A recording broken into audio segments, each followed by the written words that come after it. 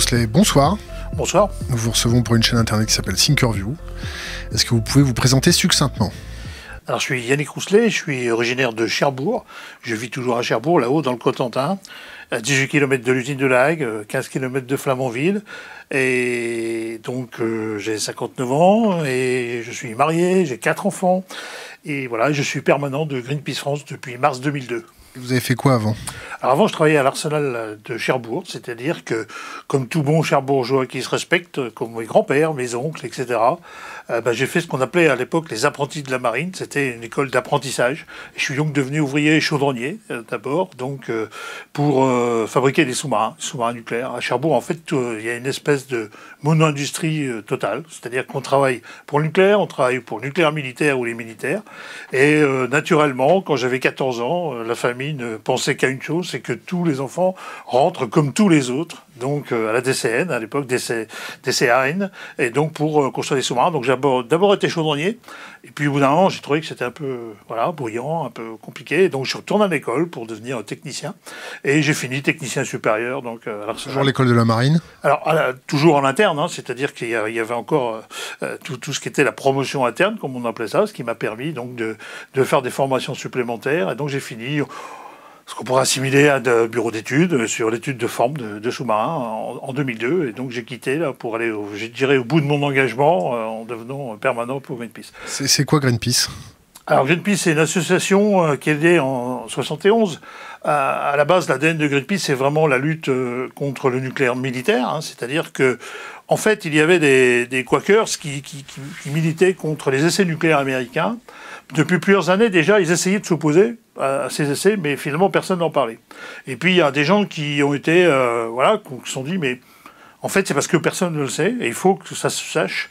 Et ils ont eu l'idée donc de partir avec un bateau sur lequel ils ont embarqué pour la première fois un journaliste, et qui a permis de faire connaître leur campagne contre les essais nucléaires sur l'île d'Amchinka. La première mission a été un échec, puisque quand ils sont arrivés, la bombe nucléaire avait déjà explosé. Mais c'était un succès politique, au sens noble du terme, extrêmement fort, puisque ça a permis de créer la polémique à terre avec des quantités de soutien de milliers de personnes qui se sont mis à soutenir donc la démarche d'empêcher les essais nucléaires. Ces campagnes contre les essais nucléaires ont continué chez Greenpeace. Après, c'est resté donc permanent. Et le nom, c'est venu du premier bateau qu'ils avaient baptisé Greenpeace, donc la paix verte. Et donc Greenpeace est né donc en 70. Après. Progressivement, sont venues d'autres idées, telles que la protection des baleines. Et après, évidemment, il y a eu des discussions internes. Est-ce que la priorité, c'est d'être d'abord contre le nucléaire militaire, ou est-ce que c'est d'être pour la protection des baleines? Et puis finalement, il y a eu une organisation qui est devenue internationale. Alors, donc à la base, c'était Vancouver. Et puis après, il y a eu des bureaux ouverts dans d'autres endroits. Aujourd'hui, je crois qu'on a 52 bureaux dans le monde, dont des bureaux en Asie, des bureaux en Afrique, des bureaux en Russie, etc. C'est financé comment, Greenpeace? Alors, la totalité de nos dons sont des dons donc indépendants, de gens qui sont adhérents, hein, qui sont donc des gens qui décident de donner de l'argent à l'organisation. Loin de là, les mythes, on va dire, qu'on a entendus très souvent. Alors généralement, quand on se bat contre le nucléaire en France, par exemple, on dit qu'on est payé par les pétroliers. Quand on est en Norvège et qu'on est sur une campagne baleine, on dit ce que vous faites sur le nucléaire, c'est formidable. Ce que vous faites sur les fossiles, les énergies fossiles, c'est formidable, mais ne nous emmerdez pas avec les baleines. Quand on est, suivant les intérêts de chacun des pays, évidemment, on est forcément payé par des intérêts concurrents, c'est toujours ce qu'on entend. Et puis, quelquefois, on était financé ou manipulé par la CIA lorsqu'on faisait des choses en Russie. Quand c'était aux États-Unis, c'était l'inverse. On a toujours connu ça. La réalité, c'est que donc on refuse les dons qui viennent d'institutions publiques. Hein, pas de subvention privée ni publique.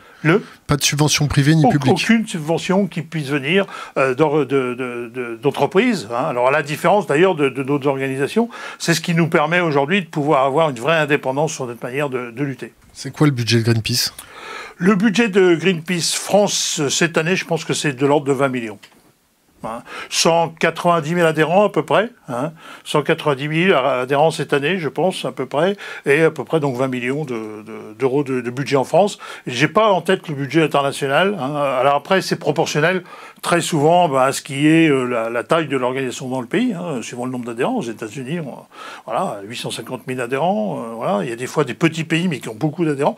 La France était toujours historiquement plutôt un petit pays de Greenpeace, historiquement. Pendant très très longtemps, on a vivoté, on va dire, et sous perfusion un petit peu d'aide financière qui venait de l'organisation des autres pays.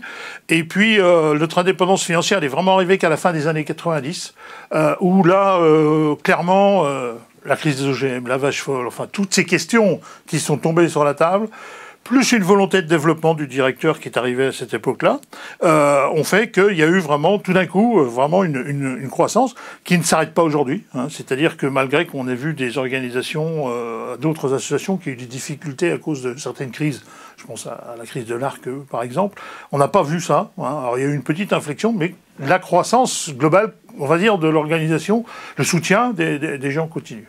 Combien ça gagne un permanent comme vous chez Greenpeace? Écoutez, il n'y a pas de secret. Moi, c'était simplement quand je suis arrivé de dire que j'avais ma vie familiale, j'avais tout ça, et donc j'ai juste pris la paye que j'avais à l'époque en disant ça serait bien que j'ai la même chose. Et donc aujourd'hui, j'ai 2800 € par mois. Net. Net, ce qui correspond à le haut de l'échelle, on va dire, entre guillemets, dans l'organisation, puisque je suis dans les vieux, entre guillemets. Je crois que mes collègues, ils ont tous 30, 35 ans, et c'est super agréable de bosser avec des jeunes. Ils n'ont pas aujourd'hui encore ce niveau. Le salaire le plus haut chez Greenpeace France et Greenpeace Monde, c'est combien? Je sais simplement, j'ai pas en tête le chiffre exact du directeur, mais je sais simplement qu'il a été décidé de respecter le 1 à 4. Donc entre, on va dire, le salaire le plus faible, celui du directeur. D'ailleurs, si on regarde ce que gagne notre directeur aujourd'hui, je sais que par rapport à d'autres organisations, c'est faible. Parce que Vous avez des noms? Non, mais disons que... on voit bien... disons qu'aujourd'hui, c'est vrai que ça n'attire pas forcément les gens à venir pour le salaire, parce que quand un directeur de Greenpeace France aujourd'hui, c'est quand même pas un gros salaire. Vous mangez de la viande? Alors, personnellement, historiquement, j'ai toujours mangé de la viande. Aujourd'hui, j'ai pas changé mon fusil d'épaule sur le fait que j'en mange encore. J'ai diminué ma quantité de viande, ça c'est très clair. Il y a une charte de Greenpeace qui est sortie il y a quelques semaines, qui était très précise sur le sujet, c'est-à-dire que on est pour, évidemment, des élevages dignes de ce nom, qui soient respectueux des animaux. On est pour la diminution de la quantité de viande, et vous savez qu'on a une campagne sur les cantines, par exemple, sur le fait de diminuer la quantité de viande. Donc diminuer la quantité de viande, moi je suis quelqu'un qui de fait était probablement dans les grands mangeurs de viande, et j'ai fortement diminué. Après, je fais des vraies différences entre la viande de consommation intensive. J'ai la chance de vivre en province, d'avoir des bons copains qui soient agriculteurs. Je vois la manière dont se passent les animaux chez eux, la manière dont c'est fait, d'où vient la viande que je peux consommer. Donc je suis pour vraiment diminuer de manière importante la quantité de viande. Elle est beaucoup trop importante aujourd'hui, et il faut privilégier plutôt la qualité et la traçabilité de la viande et diminuer sa quantité de viande. Bon, revenons à nos moutons. Vous avez été enfant de cœur, dit votre fiche Wikipédia. Alors, est-ce que c'est du pipeau ou pas? Non, alors, j'ai pas été enfant de cœur. Je sais pas exactement d'où c'est sorti. Je pense que c'est la personne qui avait fait mon portrait à l'époque dans Le Parisien qui avait un peu interprété les choses. Non, j'ai pas été enfant de cœur, mais clairement, je suis originaire d'une famille, on va dire, d'éducation judéo-chrétienne. Et j'ai appris à parler dans un micro dans les églises. Enfin, je veux dire, c'est aussi simple que ça. Vous votez quoi? Vous votez quoi? Je vote quoi? Alors ça, je vais pas aller... ce que je peux vous dire déjà, c'est que personnellement, je n'ai jamais adhéré à aucun parti politique. Jamais. Aucun. Parce que je n'ai jamais trouvé dans ma vie, pour le moment, un parti politique auprès duquel j'aurais senti un engagement sincère et suffisant. J'ai été candidat, moi, à des élections municipales à Cherbourg. J'ai été élu conseiller municipal en 1983. Notre affiche, c'était le soleil non nucléaire. Et quand on nous disait « c'est quoi votre programme ?», on disait « non nucléaire ». Et quand on nous disait « mais vous avez autre chose à dire ?», on dit « non, non nucléaire ». Et à Cherbourg, alors que, comme je vous le disais, on est dans une mono-industrie nucléaire totale, à l'époque j'étais élu avec 17,5% des voix. J'ai des collègues jusqu'à 21% des voix. Donc on a clairement... tout un tas de gens qui, de fait, nous soutenaient sur notre positionnement. Il faut se rappeler qu'au cantonal, à l'époque, on avait même une femme qui s'appelait Catherine Girard, qui était admirable, qui a réussi à mettre en ballottage le maire de Beaumoig, qui est ingénieur Cogema à l'époque. Et donc, quand même, on voit qu'il y avait une représentation. Ça veut dire qu'il y avait des gens, y compris qui travaillaient pour les sous-marins nucléaires, qui travaillaient dans le nucléaire à l'usine de Lagde, qui avaient finalement voté pour les antinucléaires. Bon, alors, qu'est-ce que vous reprochez au nucléaire? Qu'est-ce que je reproche au nucléaire? Déjà, une chose toute simple, c'est comment je suis devenu anti-nucléaire. Souvent, la question se vient. Bien avant, je dirais, les questions écologiques, etc. Ce qui m'a le plus choqué, ma rencontre avec le nucléaire, ça a été les barbelés, les CRS et le système que ça représentait. C'est-à-dire que les premières manifs, j'avais 15 ans, et je me suis retrouvé face à des cordons de CRS, face à des gens qui voulaient imposer des barbelés à un endroit magnifique, à Flamanville. Il y avait cette falaise qui était formidable. Et on nous disait, non, mais vous avez beau de pas être d'accord, ça sera fait. Et ce jour-là, avec peut-être ce que je vous disais tout à l'heure, mon éducation, il y avait un problème. C'est-à-dire que j'ai identifié très très vite le nucléaire comme incompatible avec la démocratie.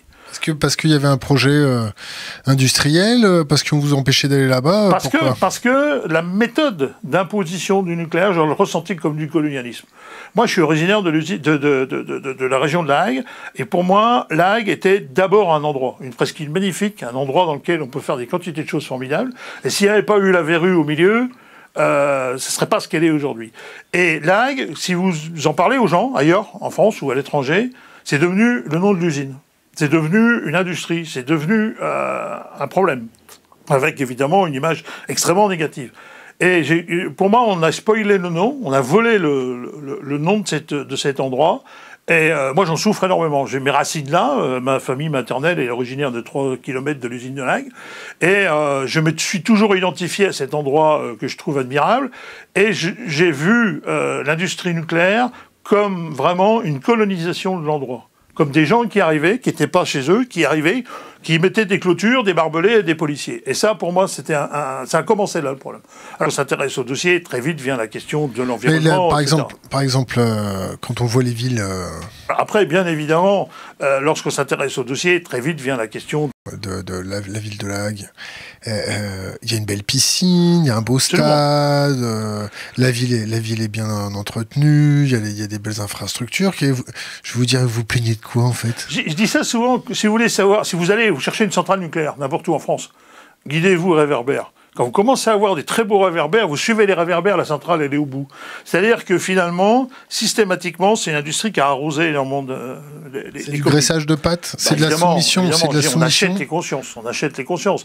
Il suffit de regarder ce qui se passe aujourd'hui à Bure, on va peut-être y revenir plus tard dans la discussion, mais Bure, où on veut mettre les déchets nucléaires, c'est hallucinant. C'est-à-dire que c'est un endroit qui était quand même, on va dire...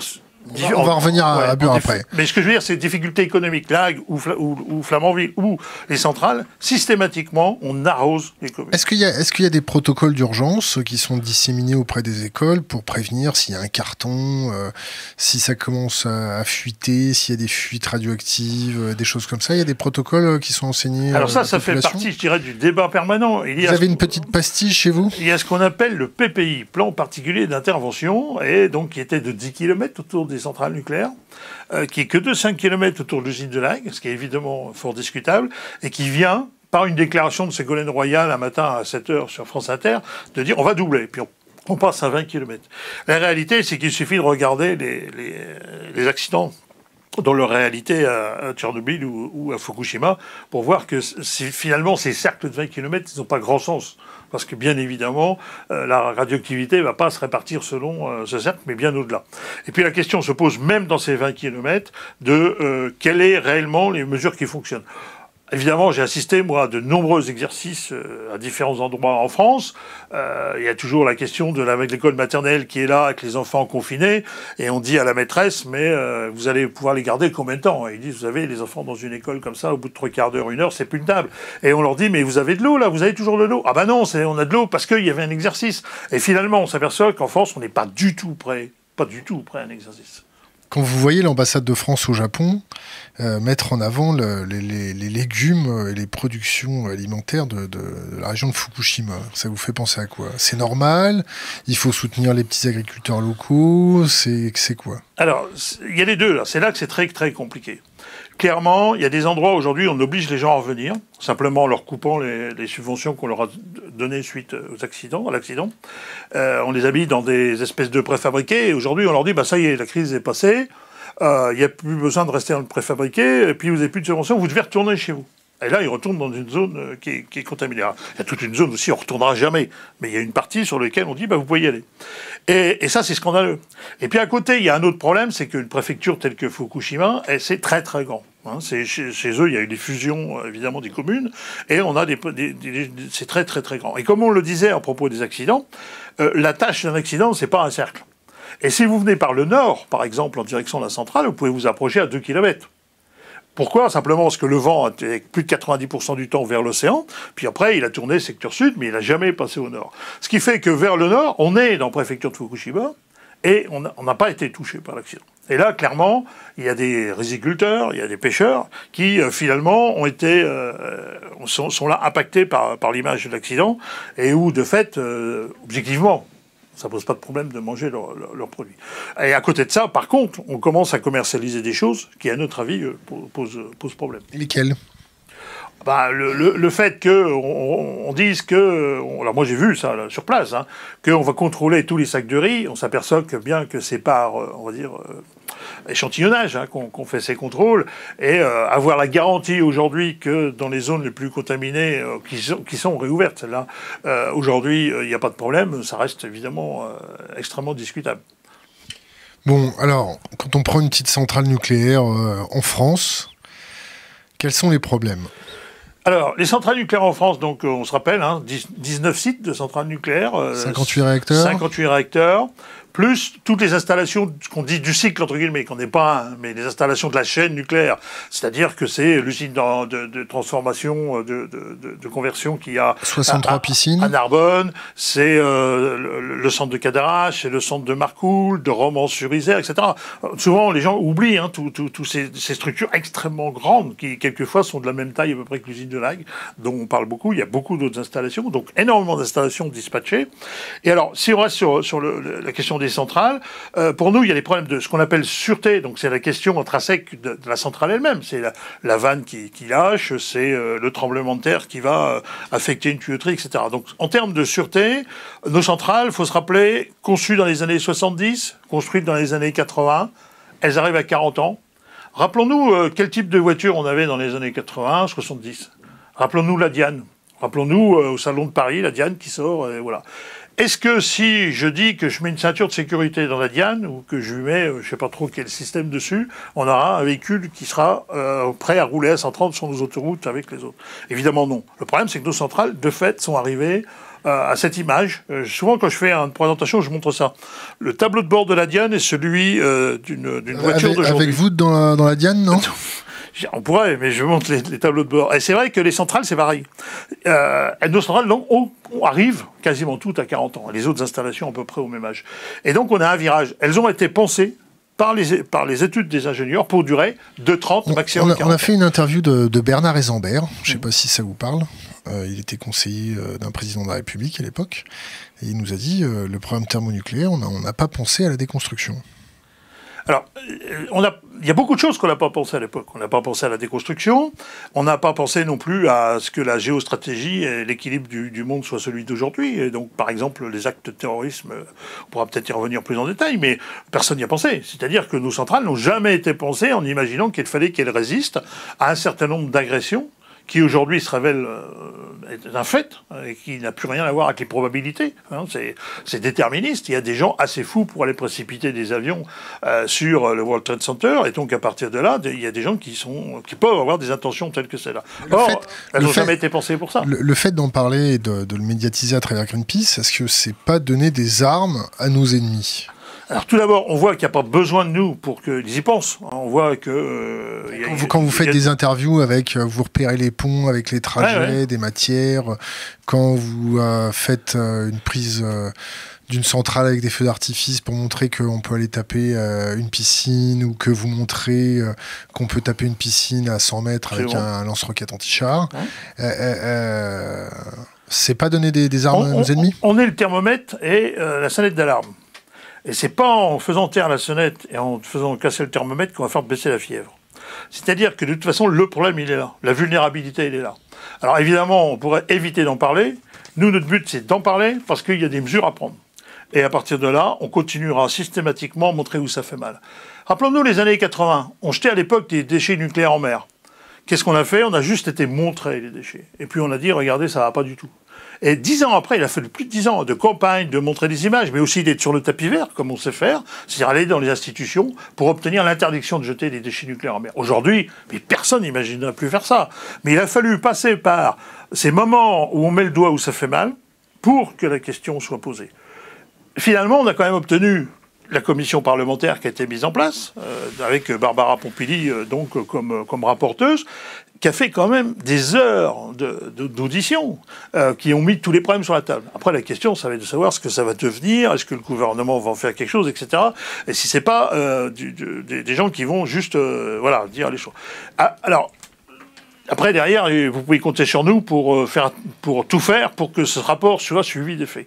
Simplement, donc, comme je disais, c'est pas en cassant le thermomètre qu'on aura la solution. Quel est l'intérêt de dire qu'il y a des matières radioactives qui sont transportées dans le RER parisien? L'intérêt, déjà, c'est de montrer que personne n'est à l'abri de la question. Parce que les gens pourraient se dire, après tout, je suis loin de la centrale nucléaire, même si personne n'est très loin des centrales nucléaires en France, mais que les gens pourraient avoir le sentiment, finalement, qu'ils ne sont pas concernés. Or, ces cuves de nitrate d'uranyle qui partent de La Hague pour aller à Pierre-Latte, de fait, on les a vus sur le réseau RER, c'est une réalité. Bon, de fait, les camions de plutonium, une chance sur 4, il y a 4 parcours, c'est la Francilienne, donc qui passe à Vélizy, sur la Francilienne, etc. Bon, dans ces camions, 250 quand il n'y en a qu'un, à 300 quand il y en a 2, et presque toutes les semaines il y en a 2, passent là. Nagasaki, c'est 8 kilos de plutonium. 8 kilos. Là, il y en a 150 par camion, tous les lundis matins. Et donc, nous, on se fait un devoir de dire, il y a un problème qui est là, et il doit être traité. Si de fait, par exemple, le secret fonctionnait, mais alors nous, on ne devrait pas les voir non plus. Le fait est que malgré tout ce qui est dit par l'État, aujourd'hui, la sécurité n'est pas assurée. La radioactivité, ça se mesure en quoi ? Alors la radioactivité, ça se mesure en becquerel, parce que ça, c'est ce qui fait qu'on peut mesurer le nombre de déflagrations. Alors ça, on aime bien parler, nous, en becquerel, parce que au moins, c'est ce qui va se mesurer comme je peux mesurer en litres un réservoir d'essence ou en kilos. La demi-vie du plutonium, c'est quoi? Alors, ça dépend lequel. La demi-vie, par exemple, du plutonium de 239, c'est 24 000 ans, c'est la demi-vie. Et on considère donc qu'il sera inerte, enfin, plus dangereux pour on va dire, l'humanité, au bout de 10 périodes, donc 240 000 ans, par exemple. Donc, je voulais juste finir sur l'histoire des unités. Donc, le becquerel, c'est donc l'unité qui va pouvoir mesurer la source de radioactivité. Et ça, c'est indiscutable. Alors après, là où il y a plus de difficultés, c'est quand on parle de sieverts ou millisieverts, qui est l'impact de ces becquerels sur les choses. En gros, si vous êtes avec un pommier, le nombre de pommes qui vont tomber, ça, c'est les becquerels. Bon. Et puis après, on va regarder la quantité de becquerels que vous allez recevoir avec engrais. Puis après, il y a l'impact sur vous, c'est-à-dire le nombre de pommes que vous avez prises, que ça vous avoir fait comme dégâts. Or là, on rentre dans un débat politique, puisque derrière, il y a des facteurs K, qui sont des facteurs d'impact, décrétés par des scientifiques, qui continuent d'avoir un débat permanent, et aujourd'hui, ce débat n'est jamais tranché. Et on n'est pas égaux face à ces becquerels ou à ces chutes. Vous comprenez bien que, par exemple, quelqu'un qui va fumer va avoir un pouvoir de rejet inférieur à quelqu'un qui, lui, va être sportif, plus facilement recracher ce qu'il pourra absorber, etc. On voit bien qu'un enfant, par exemple, va être beaucoup plus fragile par rapport, par exemple, à du strontium 90, qui est un élément proche du calcium, un dérivé du calcium. S'il est en pleine calcification, il va tout garder. Et là, il va se contaminer et garder strontium 90. Puis on va avoir une personne qui va être beaucoup plus âgée, plutôt dans des calcifications. Finalement, strontium 90, ça s'en fiche un peu. Chaque radioélément a donc une valeur, est un élément chimique qui va se fixer plus ou moins sur les différentes parties du corps. Quand on voit à Fukushima les mesures de radioactivité qui ne sont pas à hauteur d'enfant, c'est normal, c'est pas normal, c'est une standardisation de la mesure, c'est quoi? Alors, le problème de Fukushima, c'est que, comme on le disait, c'est que c'est plutôt ce qu'on appelle les taches de léopard, c'est que c'est assez difforme, la contamination. Et comme je vous le disais, on peut être assez près, par le nord, par exemple, et on peut avoir des taches très contaminées, vraiment à plusieurs dizaines de kilomètres, souvent dans des points de concentration qui peuvent être, parce qu'il y a des toitures qui vont avoir reconcentré de la radioactivité avec la pluie ou des choses comme ça. Donc c'est compliqué. Le problème après, c'est la question de savoir ce qu'on peut nettoyer ou décontaminer. Et à Fukushima, on a tendance à dire, bah écoutez, là c'est bon, pourquoi? Parce qu'on a nettoyé la route et puis on a nettoyé les maisons. Sauf qu'à l'arrière des maisons, il y a ces petits piquets avec des planches et qui disent, au-delà de ça, il ne faut pas y aller. Et il ne faut pas y aller, pourquoi? Parce que là, on ne peut pas décontaminer. Avec un problème souvent aussi, c'est qu'on a commencé à décontaminer par le bas, et que, évidemment, avec le ruissellement, tout a tendance à redescendre. Alors après, la polémique sur les mesures, ces stations de mesure, elle est importante parce qu'elles ont été mises dans des endroits discutables, et souvent, c'est nettoyé autour. Donc aujourd'hui, la radioactivité, c'est pas dans l'air. La radioactivité, c'est le sol. Le problème, c'est ce qui va donc irradier les gens par le sol, et puis la consommation des produits. Donc c'est bien là que la dose peut intervenir. Quand TEPCO dit que l'eau contaminée autour de Fukushima, de sa centrale, va être relâchée en mer, ça représente un risque. Est-ce que la dilution sera suffisamment importante? Et est-ce que c'est pas une solution comme une autre? Alors, cette question de ce qu'il y a dans les cuves, elle est fondamentale. C'est la question qu'il y a beaucoup de tritium dans cette eau, principalement. Il y a aussi un peu d'autres radioéléments qui peuvent traîner, mais essentiellement du tritium. Alors là, évidemment, là aussi, on est face à un débat, on va dire, éthique, un débat moral, de savoir ce qu'on accepte. C'est-à-dire que les doses ne sont pas des doses qui sont calculées en fonction d'un risque zéro, mais d'une acceptation d'un certain nombre de conséquences. Et là, la question qui a été posée, moi j'y étais, quand le directeur de la centrale nous dit « Mais écoutez, pourquoi vous voulez pas que je rejette le tritium ? Alors que ce que j'ai dans mes cuves, c'est seulement... vous savez, à l'AG, vous en rejetez 2,5 fois ce que j'ai dans mes cuves. » Et c'est vrai. C'est-à-dire que l'autorisation de la HAG, aujourd'hui, en rejet, est tellement énorme, aujourd'hui, que finalement... évidemment, lui, il s'appuie là-dessus pour dire « Mais ce qu'on a, nous, ici à Fukushima, c'est rien. » Et regardez, c'est pas un problème. Alors le problème, c'est que c'est pas parce que c'est pas un problème à Fukushima, c'est que c'est un énorme problème à La Hague. Et c'est là le problème qui est dans cette discussion. Le problème, c'est que le tritium, c'est un dérivé de l'hydrogène, hein, c'est H3. Donc on considère qu'il va assez facilement se diluer dans la masse de l'océan. Alors après, il faut regarder aussi les choses telles qu'elles sont. La Hague, c'est un rejet qui se fait quand même dans le raz Blanchard, dans un courant extrêmement puissant. À Fukushima, là où ils veulent faire le rejet, c'est totalement différent. On est le long d'une côte sur laquelle il y a des zones où ça peut sédimenter. Hein, il peut y avoir du fait que ça reste dans la zone, donc c'est très différent. Puis il y a une question morale. Comment ces gens coupables d'un accident et qui ont donc contaminé et posé un problème économique gigantesque à ces pêcheurs peuvent oser aujourd'hui leur dire « Ah non, mais attendez, oui, c'est vrai, là, ça n'a pas bien marché. » Mais en plus... Vous voyez, ce qu'il y a dans les cuves, tout le monde sait que c'est radioactif et que c'est contaminé avec du tritium, mais en plus, ça, on va vous le remettre aussi dans la mer. Il y a un vrai problème moral, un vrai problème éthique. Vous avez parlé de Fukushima, de la décontamination, du stockage des déchets. Est-ce qu'on peut parler de la sous-traitance dans le milieu du nucléaire? Par exemple, à Fukushima, il y a eu une polémique de travail mafieux, de gens, des clodos, comme ils appellent ça, qui ont travaillé là-bas. Ça, on est où, la sous-traitance dans le nucléaire, au Japon et en France? Ouais, c'est un problème global. Je dirais que systématiquement, il faut bien penser que les sous-traitants, c'est eux qui prennent les doses. Je veux dire, il faut être clair. C'est-à-dire que c'est eux qui vont faire les arrêts de tranche. Quand on arrête une tranche nucléaire pour faire la maintenance, quand il y a besoin d'intervenir auprès des générateurs de vapeur, qui sont, eux, très radioactifs, c'est les sous-traitants qui y vont. C'est quoi très radioactif? Très radioactif, c'est le fait qu'il va falloir se protéger, pas rester longtemps, parce qu'on va cumuler de la dose. Hein. On va briller la nuit? Non, on va pas briller la nuit. Hein. Je veux dire, ça reste dans les fantasmes. Voilà. On va pas briller la nuit. On peut avoir une irradiation qui va amener à des vieillissements des cellules, qui peut poser des problèmes de santé, qui peut affaiblir le système immunitaire, etc. Et puis on peut avoir des contaminations absorbées, là, qui peuvent poser des problèmes de santé aussi. Non, la sous-traitance, c'est un vrai gros problème, c'est-à-dire qu'il y a des habitudes qui ont été faites par EDF de sous-traiter. Je crois qu'on est à peu près à 80% des tâches d'entretien du parc nucléaire qui est aujourd'hui fait par la sous-traitance. Alors au début, c'était des tâches, on va dire, un peu particulières qui étaient dédiées. Maintenant, on trouve aussi chez Orano, par exemple, des plans entiers, hein, des unités qui ont été sous-traitées. Donc avec des problèmes de compétences, hein, transmission de la compétence, etc. Et ça, c'est un vrai problème. À Fukushima, on a eu cette histoire, évidemment, des Yakuza qui avaient proposé à des gens un peu partout dans le Japon, et qui étaient souvent des gens en situation de détresse. Bah, écoutez, on va vous payer fort bien, on vous emmène en bus et vous allez faire un travail sur la centrale. Là où des gens qui, eux, étaient conscients du danger n'auraient pas été, ils ont eu, évidemment, de la manœuvre à pas cher et facilement manipulable. Mais je dirais que c'est un problème général. Rappelons-nous que sur le chantier EPR de Flamanville, en France, Bouygues a été condamné pour donc des emplois qui étaient des emplois illégaux.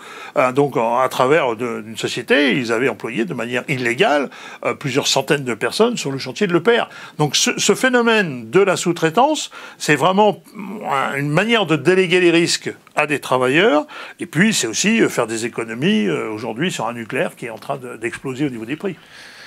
Revenons sur votre petite sauterie que vous avez organisée dans une centrale. Vous étiez à la manette.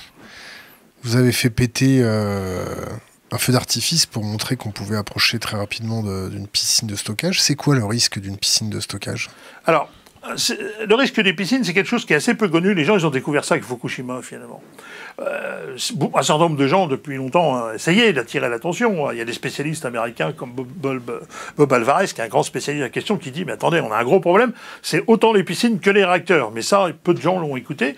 Et puis, cette question de la piscine de Fukushima, dans laquelle il a fallu remettre de l'eau, parce que sinon, on pouvait avoir un feu nucléaire. Les gens ont compris que là, on pouvait avoir un problème de ce côté-là.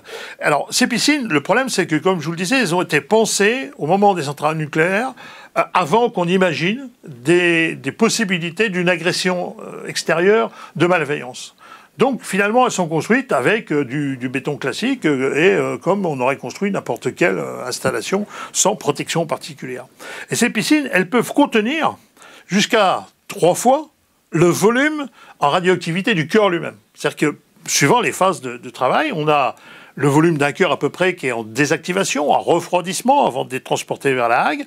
On a des combustibles qui sont en attente soit d'être chargés, soit qui sont stockés là, plus le volume du cœur qui a été pris et qui a été mis à côté le temps qu'on travaille dans le réacteur. Ce qui fait que, par moment, on a ce qu'on appelle un thermosource, une quantité de radioactivité qui peut être jusqu'à 3 fois ce qu'il y avait dans le réacteur. Et là, on n'a pas d'enceinte de confinement. On n'a aucune protection. Ce qui fait que s'il y avait un trou dans la piscine, on aurait ce qu'on appelle un dénoyage, une perte de l'eau. Et à ce moment-là, évidemment, les combustibles arriveraient à être hors de l'eau. Là, on aurait donc, évidemment, échauffement. On aurait un feu des combustibles, fonte des combustibles. Et la situation la pire, c'est d'ailleurs même si on est à la moitié de l'eau, parce que là, on a une situation en plus où l'eau, elle, va se décomposer avec donc le phénomène avec le zirconium, qui va donc fabriquer, entre guillemets, de l'hydrogène. C'est-à-dire que ça va brûler l'oxygène et on va avoir de l'hydrogène. Cet hydrogène au-dessus de 4%, c'est explosif. Et là, évidemment, on ne donne pas cher de la structure des piscines qui ne sont pas faites du tout pour résister. Ce qui fait que, en termes de conséquences, avec les piscines d'entreposage, on pourrait avoir des conséquences finalement nettement supérieures à ce qu'on aurait avec le réacteur lui-même. On pourrait avoir quelque chose qui serait nettement supérieur à ce qu'on a connu à Fukushima. Ou à Tchernobyl. Ou à Tchernobyl. Donc là, si ça pète avec de l'hydrogène, pour résumer trivialement, donc ça dégueule partout, il y a des morceaux qui volent partout, des morceaux très radioactifs. Si ça fond, il n'y a aucune structure pour récupérer la galette de corium. Rien. Rien. C'est la piscine municipale avec des bâtons. C'est pour ça que cet accident, aujourd'hui, est considéré comme impossible. Mais vous êtes un grand malade de montrer ça à la télé. La réalité, comme je vous disais, vous pouvez toujours dire « je ne veux pas voir ». On peut être tous dans le déni. La réalité, c'est que c'est la situation de nos piscines en France et en Europe, et aux États-Unis. Et que donc, à partir de là, on peut toujours faire mine de ne pas savoir. La réalité, c'est que demain, ça peut se produire. Alors, la seule chose qui est prévue aujourd'hui, c'est en termes de sûreté. C'est-à-dire que ce qui est prévu par l'autorité de sûreté nucléaire, c'est de dire si j'ai rupture de tubulure par cisaillement, parce qu'il y a un séisme, par exemple. Donc j'ai un certain niveau de fuite. Je peux avoir un siphonnage par les systèmes de refroidissement de la piscine. Donc on va calculer avec ce taux de fuite. Et aujourd'hui, on demande quoi à EDF? On leur demande à EDF de pouvoir compenser la perte d'eau.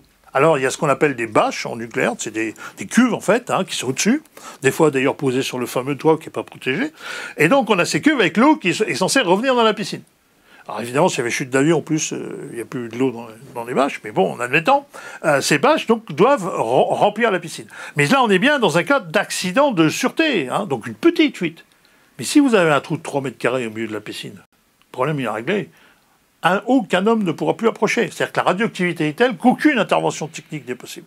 Bon, et en solution passive pour empêcher un ennemi potentiel d'aller fracturer la paroi de la piscine. Il y a quoi? Il y a des gendarmes, il y a des batteries solaires, il y a des chiens, il y a des oies, il y a des caméras de surveillance, il y a des barres électriques. Ça, c'est la protection active. Ça, c'est actif, ça. Actif. La protection passive, c'est l'épaisseur des murs. C'est de la protection qui fait que, en dehors de toute intervention humaine, justement, par l'installation elle-même, si un avion tombe, si quelqu'un tire avec une roquette, il ne se passe rien ou peu de choses. Ça, c'est la protection passive. Les gendarmes, c'est au contraire les grilles, etc. Ça, c'est la protection active. Vous les avez bien baisés quand même. Ce qu'on a fait depuis des années, c'est démontrer le fait que ça ne fonctionne pas aujourd'hui tel que c'est. Parce que faut se rappeler quand même que les PSPG en 2007, ils sont mis en place à cause de Greenpeace. On a vu vos images, vous êtes rentré là-dedans comme dans du beurre. Ah bah oui, on rentre facilement dans les... Je veux dire, demain matin, on peut y retourner. Hein. Non. Non, mais ce que je veux dire, c'est que c'est extrêmement facile. Et ça, c'est un gros problème. Alors, depuis, il y a un certain nombre d'études qui sont en cours. Alors, comme je le disais, les pelotons spéciaux qui ont été mis en place pour les centrales nucléaires... Je vous coupe 2 secondes. Pendant cette petite sauterie organisée là-bas, vous étiez habillé en jaune, il y avait des panneaux Greenpeace, donc les gendarmes, ils vous ont mis en joue, ils ont fait quelque chose? Disons que déjà, la règle générale, systématiquement, c'est qu'ils arrivent trop tard. C'est-à-dire qu'au moment où ils pourraient être en mesure de contrebalancer une action intérieure, ça serait trop tard, ça serait fini. Le mec avait quand même eu le temps, s'il avait voulu dégainer, il aurait pu... Alors, il pouvait dégainer, mais le truc était allumé.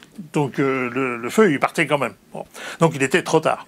Donc, et puis, alors, vous savez, il y a cette réponse toujours qui a été de dire « Oui, mais nos gendarmes auraient une attitude différente s'il s'agissait de terroristes. » Ce qui est totalement exact. Sauf que si c'était des terroristes, ils auraient aussi une attitude totalement différente de ce que nous, on a. Et je donne pas cher des 2 gendarmes face aux 8 collègues qui étaient à l'intérieur, ou je donne pas cher si c'était des terroristes, ou je donne pas cher à Cruas des 4 gendarmes face à 22 militants qui étaient rentrés dans la centrale. Si ces gens-là avaient été armés, bien évidemment... Ils sont combien, les gendarmes? Alors, les gendarmes, quand vous entendez le chiffre de Dev, ça fait super bien, il dit plus de 1000 gendarmes. C'est vrai. Sauf que si vous considérez qu'ils font donc les 5-8, plus vous rajoutez le pourcentage habituel de malades ou de gens en congé, vous apercevez que dans la réalité, ils sont 5 ou 6 par centrale. Pas plus. Et ça, c'est ce qui serait optimal.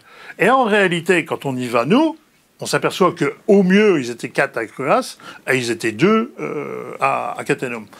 Ça, c'est pas nous. Il suffit de reprendre les rapports de gendarmerie. Hein, puisqu'il y a eu justice et tribunal, il suffit de les regarder, c'est parfaitement clair. Et en général, il y a 5, 6 gardiens privés, on va dire, hein, qui sont là, de gardiennage, qui sont là, mais qui n'interviennent pas. Donc on est vraiment extrêmement faible. D'ailleurs, la députée Perrine Goulet, qui voulait absolument nous tirer dessus si jamais on rentrait dans les centrales, et qui a fini par dire non, mais je voulais pas dire qu'il fallait les tuer, mais tirer dans les jambes, ce qui était quand même assez comique. Elle a réclamé, dans le cadre de la commission, qu'il faut qu'il y ait au moins 8 personnes des PSPG par réacteur. Alors là, à voir, parce que, évidemment, le coût pour EDF va être autre chose. Non, la réalité, c'est qu'il y a plein de mesures à étudier, centrale par centrale. Si on prend l'exemple de la centrale de Borssele en Hollande, eux, ils ont fait un tumulus tout autour. Hein, ils ont mis une butte de terre. Évidemment, ça n'empêche pas tout. Hein, ça n'empêchera pas un avion, etc. Mais ça ferme déjà le tir direct. Et à chaque fois qu'on peut fermer une porte, il faut fermer la porte en termes de sécurité. Aujourd'hui, ce n'est pas du tout le cas en France. Il y a des systèmes extrêmement disparates suivant les centrales. Il y en a qui sont un peu mieux protégés que d'autres. Il y en a qui ont des caméras, il y en a d'autres qui n'en ont pas, enfin, etc. Vous avez chiffré tout ça ? Ce que ça coûterait à l'État français de sécuriser toutes ces centrales, toutes ces piscines. Ça coûterait extrêmement cher. C'est quoi extrêmement cher ? Si vous voulez, nous, le seul chiffre qu'on peut vous donner, c'est qu'on a regardé le prix, ce qu'il faudrait pour bunkériser les piscines. Et là, on avait sorti une première étude sur laquelle on annonçait 500 millions, à peu près. Par piscine ? Par piscine. Donc entre 500 millions et 1 milliard. 63 piscines ? Oui. Et là-dessus, Jacques Repussard, ex-directeur de l'IRSN, qui vient de partir en retraite, il nous disait à nous, écoutez, votre chiffre n'est pas déconnant. C'est le mot qu'il utilisait à l'époque. Depuis, on a affiné, en faisant travailler des gens, des ingénieurs qui travaillent vraiment sur le génie civil, etc. Ils sont arrivés, eux, entre 750 et 1,2 milliard. Voilà. C'est ce qu'il faudrait pour arriver à vraiment bunkériser ces piscines. Donc, on parle gros chiffres, vous connaissez peut-être pas ce que je vais vous demander. Combien ça coûte de démonter une centrale ? Alors, J'ai pas de chiffres, simplement parce que aujourd'hui personne ne sait. C'est-à-dire que... Pourquoi ça vous fait marrer? Parce que c'est un débat permanent dans lequel EDF vous dira ça coûte pas cher, on va y arriver, c'est facile. Et puis il y a d'autres endroits dans lesquels... Ce qui est sûr, c'est que la France est celle qui provisionne le moins pour le démantèlement de ses centrales nucléaires. On a des facteurs de 1 à 7, suivant les pays. Les seuls exemples, on va dire, de démantèlement achevé, c'est aux États-Unis. Il y a quelques centrales qui sont, on appelle, retour à l'herbe, c'est-à-dire qu'il n'y a plus que des clôtures, du combustible stocké dans des bunkers et puis rien d'autre, mais qui étaient des centrales qui étaient nettement moins puissantes et nettement plus, on va dire, accessibles et plus faciles à démanteler. Et souvent, il y avait un seul réacteur. Nous, on a la difficulté, évidemment, des réacteurs qui sont les uns à côté des autres sur un même site. Donc, clairement... ce qui est sûr, c'est que, là, c'est pas nous qui le disons, la Cour des comptes l'a dit et répété, il y a une sous-évaluation des coûts aujourd'hui en France. La seule chose qu'on peut dire, c'est qu'en ayant comparé avec les autres pays, voilà, on est à 3 fois moins que l'Allemagne, par exemple. Donc, voilà. Et le problème, c'est que l'argent, il est souvent pas disponible. Il a été réinvesti. Et qu'à partir du moment où on a de l'argent qui n'est pas disponible, si un jour, malheureusement, EDF continue sur le chemin où elle est de plonger, eh ben, c'est vous et moi qui finirons par sortir des billets pour payer tout ça. Ou pas. On en fait quoi des déchets? Alors les déchets, vaste sujet. Il va y avoir un débat qui va débuter sur les déchets nucléaires en décembre. Sur un truc, c'est un acronyme un peu compliqué, mais PNGMDR, c'est le plan national de gestion des déchets et matières radioactives. Et donc ce plan national, quelque chose qui est obligatoire légalement, il est mis à jour tous les 3 ans, et là il va faire l'objet d'un débat national, animé par une commission particulière du débat public, avec des débats en région, etc. Débats dont les organisations locales autour de Bure ont déjà dit qu'elles boycotteraient ces débats parce qu'elles considèrent que qu'on les prend un peu pour des imbéciles, que finalement on va les faire débattre de la couleur des cheminées et pas du reste. Ce qui est un vrai sujet, la question de ces débats, à quoi ils servent, est-ce que quelque chose va changer à l'arrivée? Et donc les déchets, on a en France évidemment le pays qui a le plus de déchets, parce que évidemment en proportion du nombre d'habitants et du nombre de réacteurs, on a une quantité phénoménale de déchets. C'est quoi cette quantité? Alors les quantités, tout dépend de ce qu'on appelle un déchet. Et là, on est évidemment en désaccord total avec l'industrie nucléaire, puisque l'industrie nucléaire a réussi, à force de bagarres législatives en particulier, soutenues par des députés régulièrement, à faire changer progressivement la loi. C'est-à-dire que il y a eu la loi de 91, dite loi Bata, qui définissait à peu près ce qu'était un déchet. Puis après, il y a eu la loi de 2006. Et en 2006, on a dit, n'est pas un déchet nucléaire toutes les matières dont un usage est prévu ou envisagé. Alors là, c'est encore mieux, envisagé. Donc ça devient une ressource. On peut dire ce qu'on veut. Ça devient des réserves énergétiques pour les générations futures. Et donc, vous voyez, c'est formidable d'avoir des milliers de tonnes de ces produits qui sont stockés, qui ne sont jamais réutilisés, parce que, bien évidemment, il n'y a pas de réutilisation prévue. Mais comme on a montré qu'il y a une faisabilité technique, c'est vrai qu'il y a une faisabilité technique, on dit, écoutez, on peut le faire, donc vous on le fera. Vous parlez d'un réacteur Alors, Superphénix? exemple, les combustibles sortent des centrales nucléaires, arrivent à l'AG. 1200 tonnes de combustible irradié par an qui arrivent à l'AG. Sur ces 1200 tonnes dans les piscines, on retraite 1050. Il y en a 150, celles-là accumulent de plus en plus dans les piscines, ce qui font que c'est maintenant au bord de la saturation, parce qu'il y a 150 tonnes en particulier de MOX qui sont stockées et on ne fait rien. Le reste... Qui est une combinaison uranium-plutonium. Uranium-plutonium. Et le reste, on le retraite. Et alors, Orano, on va utiliser le mot recyclage. Bon. Et dans les faits, on va avoir 1 à 2%, c'est du plutonium. Et ça, c'est vrai qu'il y en a une partie qui est réutilisée dans le MOX dont on parlait tout de suite. Donc il y a une partie de là qui part à Melox, dans l'usine à Marcoule, dans lequel on va réutiliser une partie. À côté, on a 3 à 4%, ce qu'on appelle les déchets vitrifiés, qu'on a vitrifiés, qu'on a mis dans du verre, ceux qui rêvent de mettre un jour dans le trou à Bure. Et ça, c'est des très hautes activités et qui contiennent les produits de fission, les transuraniens, et qu'on va mettre dans du verre. Et puis à côté, on a 96% à peu près, qui est de l'URT, uranium de retraitement, dont on nous dit qu'on pourrait les réutiliser. La réalité, c'est que tout ça, ça retourne à Pierlat, c'est mis sous une forme stable, U3O8, un sel d'uranium, et c'est stocké dans des fûts. Actuellement, il y a plus de 30 000 tonnes. Plus de 30 000 tonnes, c'est vraiment astronomique, de ces déchets qui sont stockés à Pierlat. Alors évidemment, nous, on les appelle déchets, parce qu'on sait très bien que ça ne sera pas réellement réutilisé. Du côté d'Orano, on vous dit recyclable. D'ailleurs, il y a quelques années, il y avait même des panneaux qui disaient 96% recyclés. Alors on les a attaqués là-dessus. Maintenant, ils sont plus prudents, ils mettent recyclable. La réalité, c'est que c'est pas recyclé. Donc en fait, on a ces milliers de tonnes de déchets qui sont là, et puis les opérations de retraitement génèrent des déchets supplémentaires. C'est-à-dire que les solvants qui vont être utilisés, les outils, etc., tout cela va créer des déchets supplémentaires. Donc les solvants, c'est-à-dire qu'on les passe tous à l'acide. Le principe général, hein, c'est d'abord on coupe ça en les assemblages 4,20 m de long à peu près, on coupe ça en petits morceaux de 2 cm ou 5 cm. Ça tombe dans un panier, dans le panier ça descend dans l'acide nitrique chaud, ça dissout, et après par des procédés physico-chimiques dont on va pas peut-être pas rentrer dans tout le détail, mais on va séparer les 3 éléments principaux. Par purification, on va avoir du plutonium d'un côté, hein, qui est une forme d'oxyde, PuO2. On va avoir les déchets, donc on va envoyer vers la vitrification, et puis on va avoir l'uranium de retraitement, qui est sous une forme liquide, mélangée avec cet acide nitrique, qui, elle, va repartir à pyralate. Là, on va retirer l'acide pour stocker l'uranium de retraitement. Et on en fait quoi de l'acide ? Alors l'acide, il y a une partie qui est recyclée, qui remonte quand même, une partie seulement, parce que bien évidemment une acide contact avec une base et perd évidemment de son efficacité, donc il faut remettre de l'acide neuf régulièrement. Il y a une question internet qui dit, à part Greenpeace, qui est-ce qui a attaqué les centrales ? Qui est rentré dans les centrales. Qui a attaqué des centrales. Attaqué, on n'a pas vraiment attaqué les centrales. On a vu des drones survoler toutes les installations. Alors, oui. Alors ça, si c'est référence à cette question des drones, c'est un vrai problème. C'est-à-dire qu'en 2014, on découvre que sur un des sites internet d'EDF, sur une centrale... C'était encore une de tes idées, Yannick, ça, non non, absolument pas. Regarde-moi dans les yeux quand tu dis ça. Je peux regarder dans les yeux, c'est absolument pas nous. Donc, on découvre qu'il y a un survol à Cattenom. Et puis, on s'aperçoit qu'il y en a un autre à Graville. Et puis, on fait la synthèse. Et finalement, il y avait eu déjà une très grande série de survols, dont certains à Saclay aussi, en région parisienne. Et le problème, c'est que c'était pas nous. Donc là, immédiatement, on a décidé de communiquer. Et je peux vous assurer que l'après-midi même, j'ai envoyé un mail à l'ASN, au HFTS, au fonctionnaire de défense et de sécurité, et à l'IRSN pour leur dire attention, faites gaffe, c'est pas nous. Parce qu'évidemment, la facilité, c'est de penser que c'est Greenpeace, c'est de ne pas chercher les responsables. Et là, on pouvait avoir un gros problème. Donc, on l'a dit et on le répète, ce n'était pas nous. C'était des vols de jour, des vols de nuit ? C'est-à-dire que quand nous, on fait un survol, ça arrivait. On l'a fait à La Hague en 2011, on l'a fait à Bugey, on le dit. Nous, on a toujours revendiqué ce qu'on fait. On est ouvert, voilà, et on dit publiquement ce qu'on fait. On n'a jamais caché quelque chose qu'on faisait.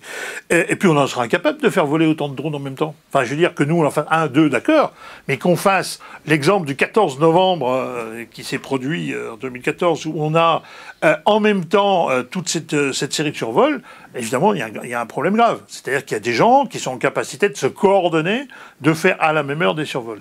Des survols aussi, dans certains cas, qui ont nécessité des engins autre chose que ce qu'on achète chez le marchand de maquettes d'à côté. Du genre être capable de survoler à 2 drones Flamanville, poursuivis par des hélicoptères, 2 hélicoptères Gazelle de l'armée, capable d'en avoir un qui traverse toute la baie de Souville, Vauville, pour arriver au-dessus de l'usine de La Hague, repartir et que les hélicoptères les perdent. Quelle distance une vingtaine de kilomètres, quoi. Et les hélicoptères les perdent. Donc, ça veut dire qu'on a des machines qui ont une bonne autonomie, des machines qui ont des capacités importantes, puisque souvent, en plus, elles ont des éclairages, qui ne cherchent pas à être discrètes, au contraire, qui veulent se montrer. L'exemple de Pierre-Latte, où il y a un projo qui éclaire le sol. Bien évidemment, si on veut faire quelque chose de discret, type espionnage, on ne se montre pas comme ça. Des conditions atmosphériques, par exemple, à Cresse-Malville, qui était ce jour-là, vent de 70 km/h, il pleuvait, et il y a le survol quand même. Alors ça, vous ne faites pas ça avec un drone classique. Il faut un truc qui est déjà bien performant.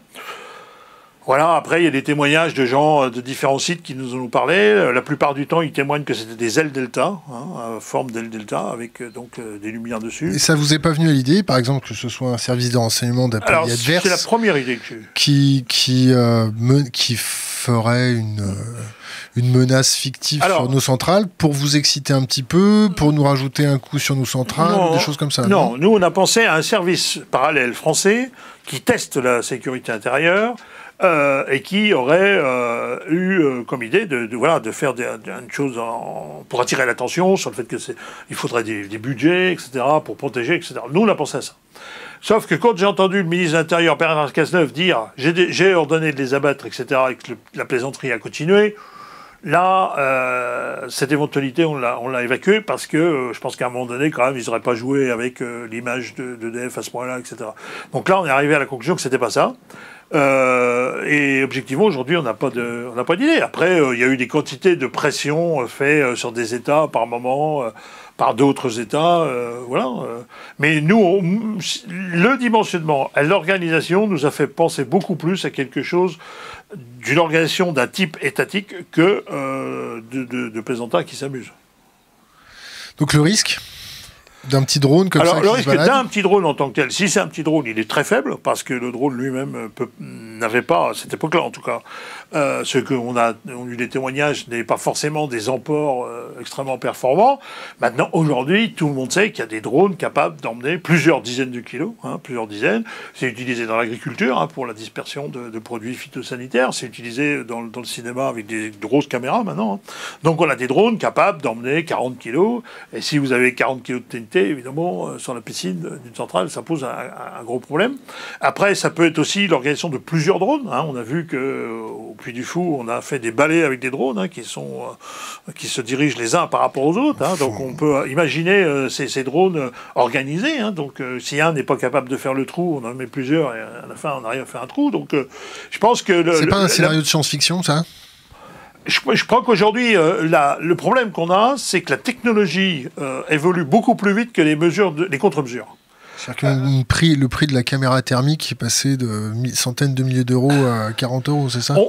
C'est tout ça. C'est-à-dire qu'aujourd'hui, il suffit de commander en Chine tous les éléments qui vont bien par Internet pour fabriquer son drone et faire des drones extrêmement performants. Alors, drone, mais à peu près toutes sortes de choses peuvent être faites de cette manière-là. Donc, qu'est-ce que répond EDF face à ça ? C'est le déni, comme d'habitude. À partir du moment où il n'y a pas de réponse, c'est toujours, c'est pas un problème, parce que évidemment, si on admet que c'en est un, mais qu'on n'a pas de réponse, bon. Malgré tout, il a été admis que c'en était un, puisqu'il y a eu cette commission parlementaire à l'époque avec Lopez qui a fait des auditions, dans lequel il était décidé de lancer ce programme de recherche de contre-mesures pour protéger les centrales. Il y a eu ce sommet à Eurosatory qui s'est fait avec la présentation de contre-mesures. Alors ces drones qui jettent un filet sur les autres, etc. Enfin, toutes ces contre-mesures qui finalement sont inefficaces. La seule mesure vraiment efficace, c'est les systèmes laser chinois qui marchent sur un périmètre très limité et où il faudrait en mettre tellement autour des centrales qu'on arrive là aussi à des sommes astronomiques. Alors je ne dis pas qu'ils n'arriveront pas à trouver des contre-mesures. Pour le moment, en tout cas, tirer dessus, avec une balle... Comment ça va votre fichesse ? La fichier S. Écoutez, je pense que comme beaucoup fichier S, on doit y être dans l'organisation. Je rappelle quand même que la fichier S, parce qu'il y a beaucoup de gens qui fantasment aussi là-dessus, c'est avant tout, on va dire, une fiche de suivi. C'est-à-dire que probablement, quand même, que des gendarmes qui me voient à côté d'une installation nucléaire, lorsqu'ils pianotent, ils vont avoir évidemment le réflexe de prévenir en haut lieu que M. Rousselet il est à côté d'une centrale nucléaire et que voilà, il est là. Après, je sais pas. Ils vont encore faire chier, quoi.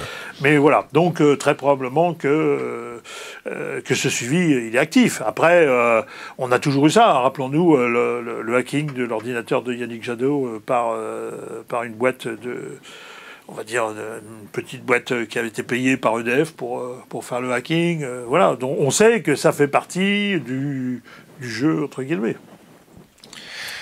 Vous avez été interpellé par la police, vous avez été interrogé par la DCRI, au 4e sous-sol, c'est à Levallois-Perret, c'est ça ? Absolument. Ça va, le café est bon ? Je ne sais même pas si j'ai bu un café sur place, c'est possible. Mais... Non, ça durait 7 heures, c'était un interrogatoire en règle en fait, leur principale question, c'est comment peux avoir accès à des quantités d'informations qui, normalement, sont classifiées. C'est ça, leur problème. En fait, à travers l'enquête qui a eu lieu, c'était pas forcément moi qui étais visé. Leur problème, c'est de comprendre comment il y a des gens qui peuvent nous donner des informations. Et ce qu'ils ne comprennent pas, c'est qu'il y a beaucoup de choses où il n'y a pas besoin d'informations. Les camions de plutonium, je leur ai expliqué, il suffit de prendre le rapport annuel de l'autorité de sûreté nucléaire qui explique, et qui met même des photos, qu'il y a du transport de plutonium. Alors après, il n'y a pas le détail. Mais par exemple, ils disent, oui, mais vous avez dit qu'il y avait 150 kilos. Je dis, c'est vrai que c'est pas écrit 150 kilos, c'est mis qu'il y a 10 conteneurs de 15 kilos chacun. Bon, et tout est comme ça. Donc il suffit qu'on s'intéresse à la question pour avoir les éléments. Tout est disponible. Après, les parcours, les horaires, il suffit de se mettre à côté de l'usine de La Hague et les regarder passer. Et puis après, il suffit de un peu suivre, etc. Et donc, finalement... Et quel est l'intérêt de dire que les chauffeurs font toujours le plein à la même station? Bah, c'est montrer leur faiblesse. Parce que pourquoi ces camions, on sait quand même aujourd'hui, à mon avis, faire un semi-remorque qui est capable d'avoir une autonomie de 1200 km. Or, ces camions aujourd'hui qui transportent le plutonium sont obligés de s'arrêter chez Total. Et pourquoi chez Total? Parce qu'ils ont une carte d'abonnement. Vous ne viendriez... Bon. C'est quoi la devise? Vous ne viendrez plus chez nous par hasard. Pas par hasard. Bon. Bon, ils ont fait des progrès, parce que depuis qu'on a dénoncé des choses, ils ne s'arrêtent pas le long de la route pour aller tous pisser dans le champ en laissant la porte ouverte. Donc il y a des choses qui... Il y a du progrès. Il y a des choses que, voilà, ils ne s'arrêtent pas pour mettre des pièces au péage de l'autoroute comme ils faisaient avant. Quand même, il y a une voiture de gendarme qui va avant pour... Donc il y a des choses qui ont progressé. C'est grâce à vous? Ah ben c'est clair. Enfin, je veux dire, quand on a bloqué le premier camion en 2003, c'est ce qui a complètement changé la donne. À l'époque, on a publié les parcours. Ils vous disaient merci? Alors, il y en a qui le disent, ils ne le diront jamais publiquement. Il y en a qui le disent quasiment publiquement. Je pense à quelqu'un comme Christophe Quintin, qui était haut fonctionnaire de défense et de sécurité, avec qui j'ai eu l'occasion de faire des réunions d'animation publique, et dans lesquelles il reconnaissait notre contribution à la question de la sécurité.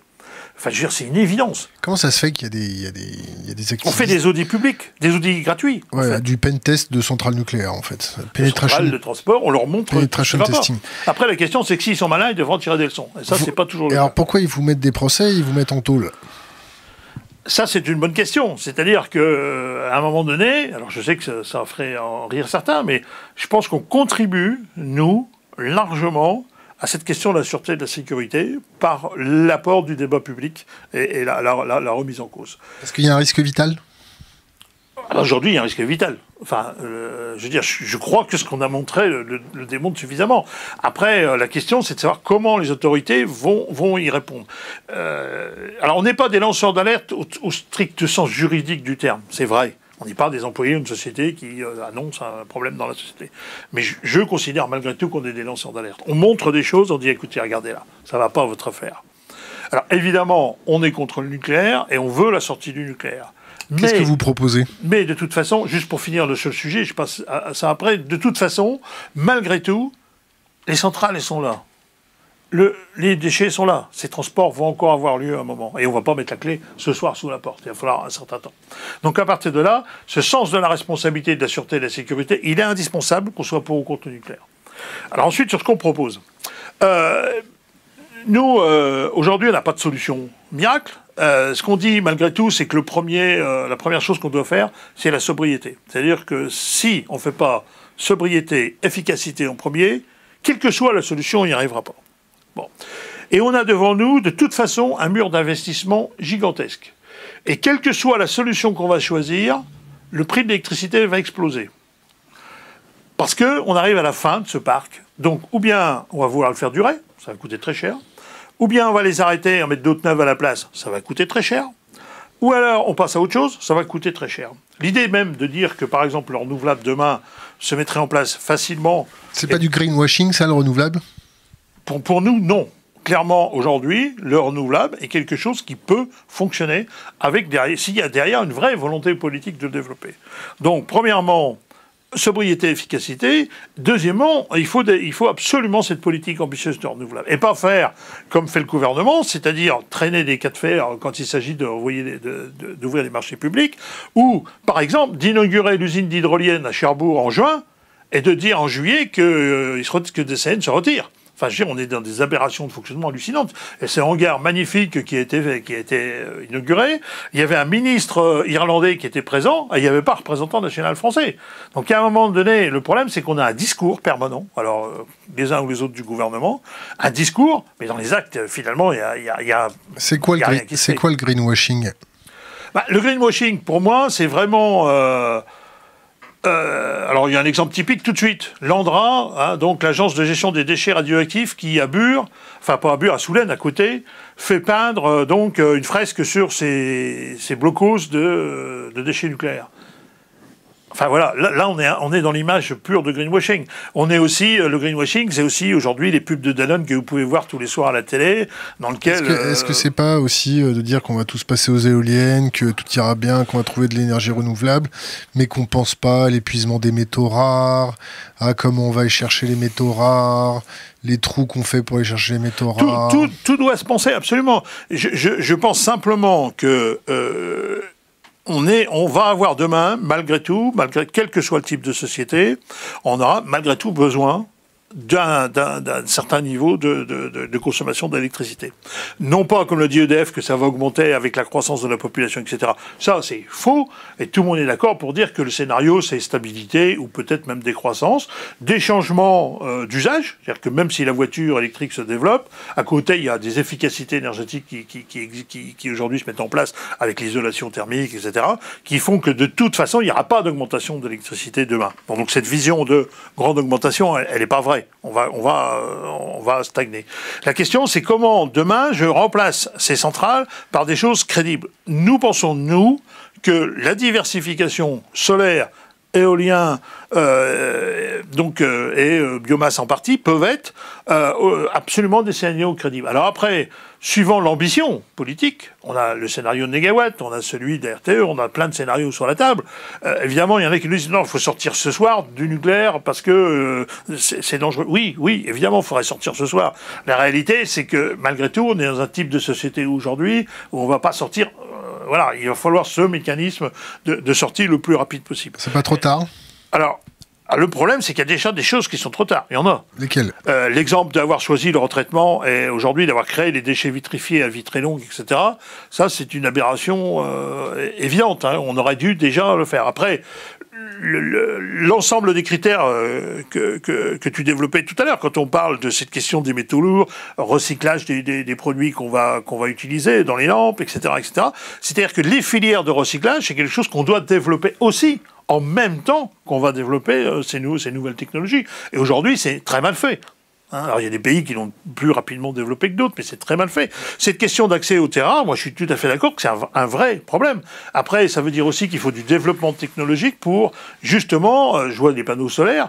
Aujourd'hui, on voit bien qu'entre les premiers panneaux, qui étaient extrêmement dévoreurs de terres rares, et là où on en est aujourd'hui, c'est totalement différent. C'est-à-dire qu'on travaille sur des oxydes de fer, etc., qui aujourd'hui apportent des rendements qui sont nettement supérieurs à ce qu'il y avait avant, et en étant beaucoup plus propres. Et des scénarios, des cycles de recyclage sont parfaitement possibles de développer. Le nucléaire, dis-nous quelque chose de positif sur le nucléaire. Alors, je vais utiliser l'argument bateau utilisé par l'industrie nucléaire. Le fait qu'aujourd'hui, c'est une énergie qui est bas carbone.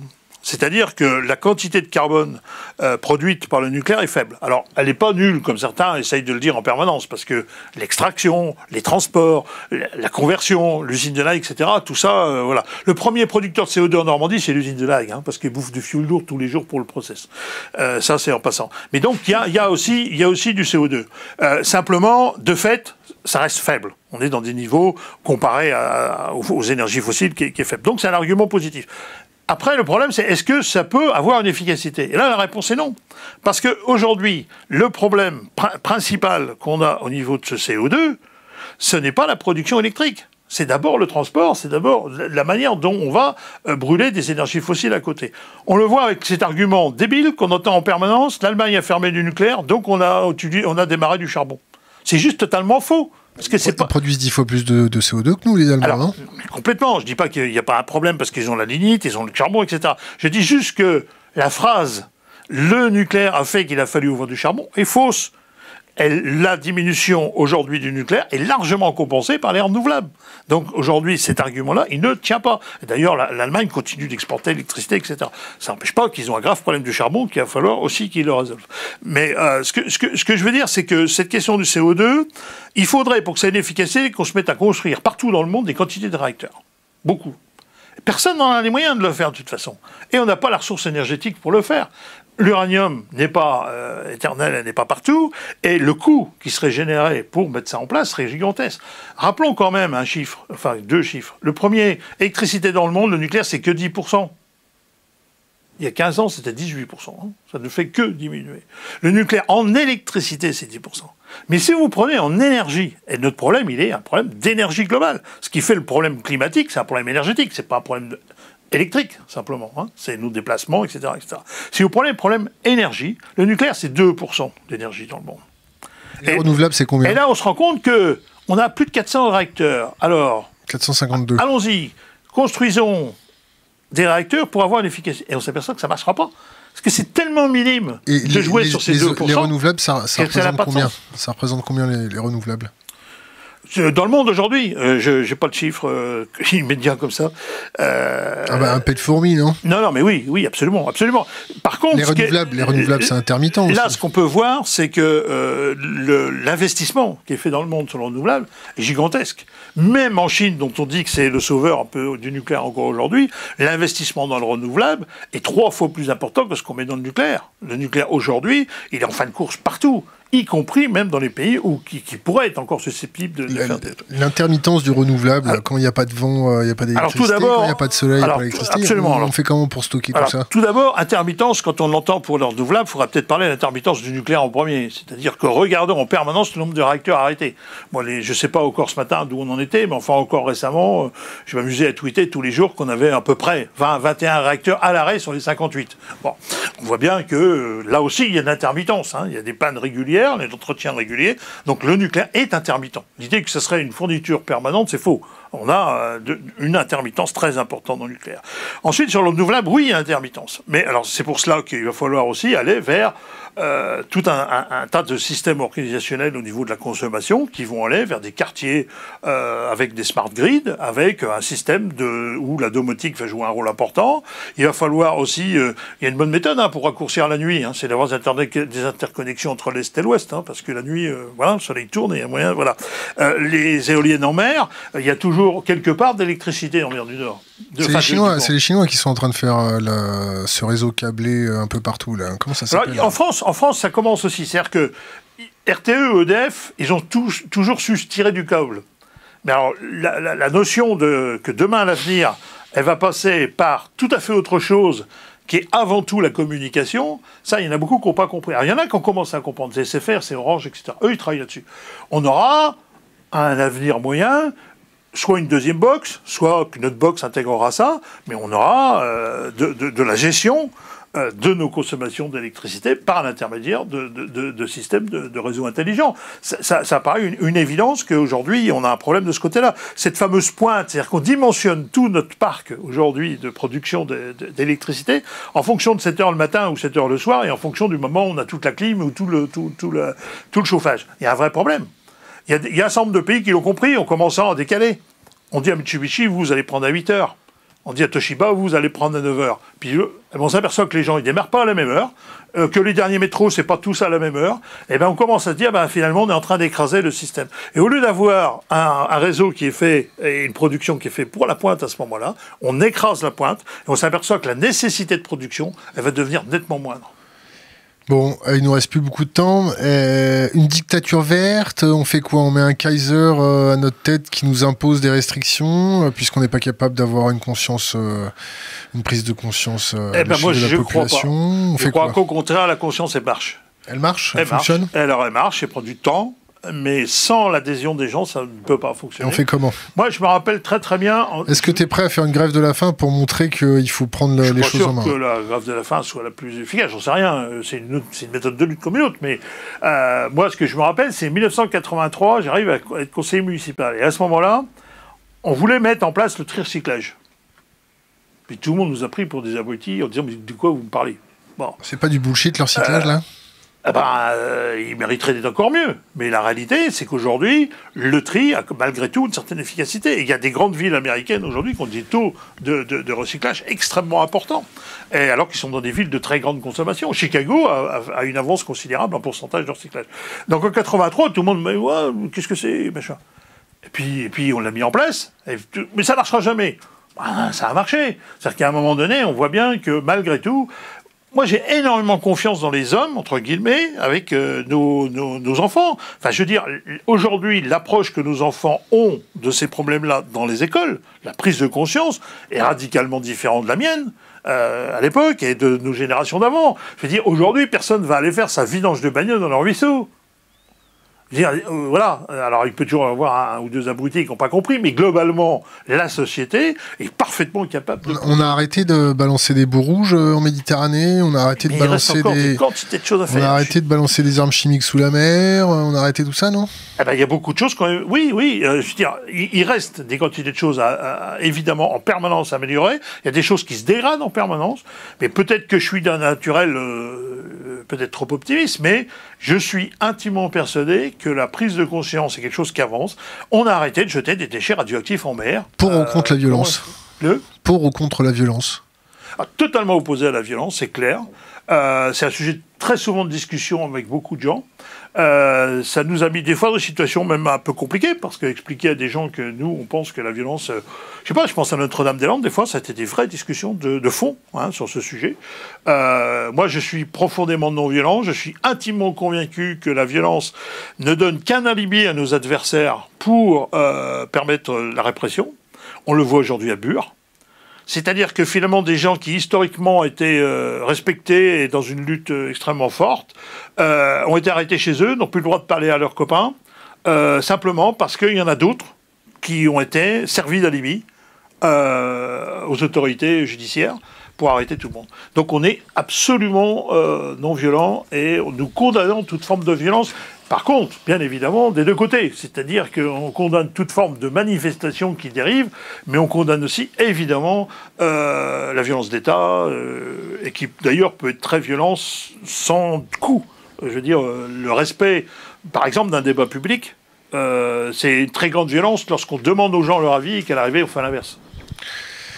Priver la France d'une de ses industries, un de ses piliers, est-ce que c'est pas violent pour les autres S'il n'y avait pas de proposition, oui, ça le serait. L'idée, c'est bien de dire qu'on a une transition. J'aime pas forcément le mot parce qu'il est tellement galvaudé, mais la réalité, c'est ça. C'est-à-dire qu'il y a des endroits où on n'a tellement pas prévu les choses que ça a été catastrophique. Rappelons-nous à la fin de la sidérurgie, les mines de charbon, etc. Du jour au lendemain, on ferme tout, on a un désert économique et social, et on a une situation catastrophique. Avec le nucléaire, croyez-moi, ça va arriver. C'est sûr. Sauf que comme tout le monde fait comme si ça n'allait pas arriver, eh ben on va être dans une situation catastrophique dans certains endroits. Et ça, c'est un gros problème. Dans combien de temps? Là, je pense sincèrement qu'un grand nombre de réacteurs aujourd'hui âgés de 40 ans n'iront pas bien loin. Admettons qu'ils continuent encore quelques années. C'est quoi quelques années? Pour moi, de toute façon, le nucléaire, en tant que tel, il est mort. Il est déjà mort. À partir du moment où les courbes de production des autres formes d'énergie et celles du nucléaire se sont croisées, c'est l'économie qui va décider. On voit bien que les centrales qui ferment aux États-Unis aujourd'hui, c'est pour des raisons économiques et ferment avant l'heure. Alors évidemment, là-bas, c'est un peu plus complexe, qu'il y a le gaz de schiste, etc. Mais si on prend la Californie, par exemple, ça n'offre qu'à fermer. C'est pas pour du gaz de schiste, là-bas. C'est parce que le solaire a complètement explosé et que c'est ça qui fonctionne. Donc, ce qui tue aujourd'hui le nucléaire, c'est évidemment, malheureusement, quelquefois le charbon ou le gaz de schiste, mais ce qui tue le nucléaire aujourd'hui, c'est le développement du renouvelable. Je veux dire. Et puis, le fait que l'industrie nucléaire elle-même n'a pas été capable de se remettre en cause, de se renouveler. Aujourd'hui, on nous pond les mêmes arguments, les mêmes technologies, les mêmes choses que dans les années 70. Ça n'a pas bougé d'une seconde. Ce qu'on nous propose, c'est ce nouvel opère, mais c'est juste une pâle copie de ce qu'on nous a fait dans les années 80. Il n'y a aucune différence. Avec Super Phoenix? Super Phoenix, c'était encore un exemple parfait de la folie. Mais aujourd'hui, le CEA continue de vous parler de la 4e génération. La 4e génération, c'est quoi? C'est Super Phoenix. C'est la plus chère bouilloire du monde, c'est ça? Ah bah oui, c'était... Ah mais il y en a d'autres.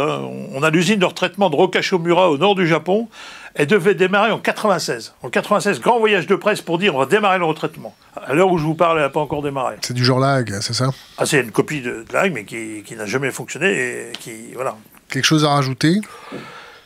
Comme je vous le disais, moi, en résumé, je pense qu'il devrait y avoir une prise de conscience qu'on vit le syndrome du Minitel. Nous, les Français, on est les meilleurs, on a une belle techno et tout. C'était vrai que le Minitel, c'était une belle techno. Puis il y a un moment, tous les autres sont passés à autre chose. Et nous, on a continué de dire, le Minitel, c'est super. Et on fait la même chose. C'est-à-dire que tout le monde est en train de passer à autre chose, le nucléaire est en train de s'effondrer, et on continue de faire croire aux gens qu'on va continuer comme avant. Il y a une phrase fantastique qui a été dite par Lévy, le patron d'EDF. Lui-même, il dit, on est sur un vélo, si on s'arrête de pédaler, on tombe. C'est extrêmement révélateur. Ça coûte plus cher de démanteler, c'est ça? On est dans la pente, là. En général, ça finit mal. Hein. Mais nous, on va être le chien qui traverse la route.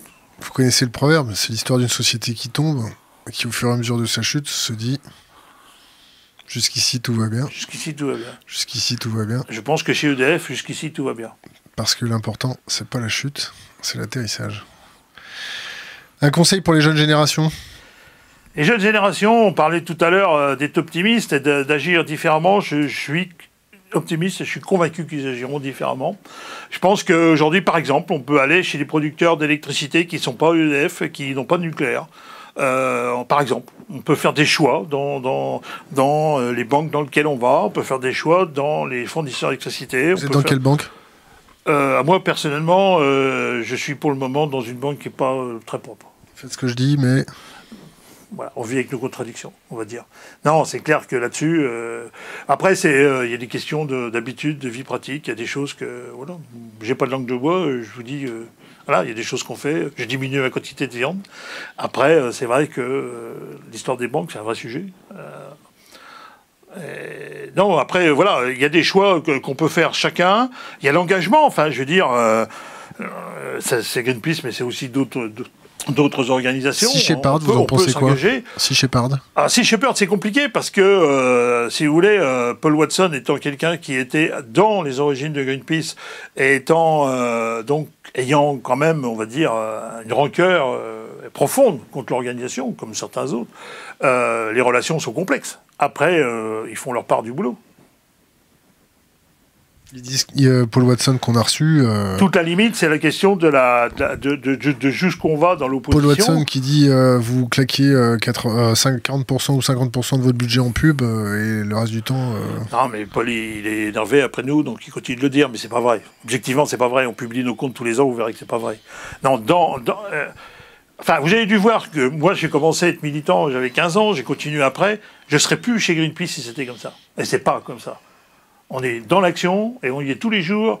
Et je veux dire, les gens, ils comptent pas leur temps chez nous. Enfin, je veux dire, si vous venez voir les horaires qu'on se tape, les gens qui travaillent le week-end, tout, mais ils s'en foutent. Parce que c'est d'abord des militants. Attention, il y a le droit du travail. Hein. Oui, il y a le droit du travail, mais après, on a le droit d'être bénévole. En plus, si on veut, hein, dans les heures. Voilà. Non, ce que je veux dire, c'est que là, l'équipe énergie de Greenpeace avec laquelle je travaille, c'est que des jeunes qui ont une trentaine d'années, qui ont un dynamisme hallucinant. Et donc, je ne suis pas inquiet pour l'avenir. 3 bouquins à nous conseiller. Ah, 3 bouquins à conseiller. Alors là, vous me prenez au dépourvu. C'est quoi le dernier bouquin que vous avez lu? Qu'est-ce que j'ai lu récemment? Alors, Playboy, ça compte pas. Hein? Playboy, ça compte pas. Non, je suis en train de chercher parce que je suis... en fait, sur ma table de chevet, c'est presque toujours des rapports techniques. Et là, en l'occurrence, je suis en train de relire un rapport technique sur les déchets nucléaires. Et donc, je suis un peu obsessionnel. Le dernier bouquin? L'été, quand je lis autre chose, je lis des policiers. Voilà. J'ai lu un Varda, voilà. Parfait. Yannick Rousselet, merci. Daria, c'était un plaisir.